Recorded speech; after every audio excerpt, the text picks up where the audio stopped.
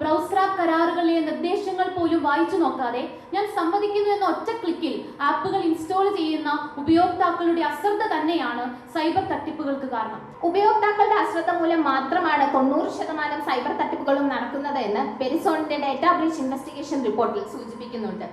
Cyber തട്ടിപ്പുകളുടെ പ്രധാന കാരണങ്ങൾ അന്വേഷിച്ച് പല ഉത്തരങ്ങളുമായി മത്സരാർത്ഥികൾ വേദിയിലെത്തി.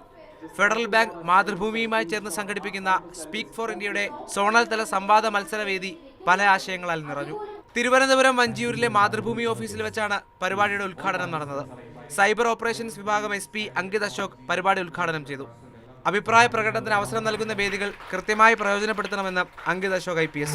Public speaking, putting your ideas in front of others, standing for it, debating it, ഇതെല്ലാം it's not something which comes very innate. ഇതെല്ലാം നമ്മൾ പ്രാക്ടീസിലൂടെ വരുന്നതാണ്. And it's a platform which you can use for building this up. Make this opportunity to speak about Speak for India and speak to India.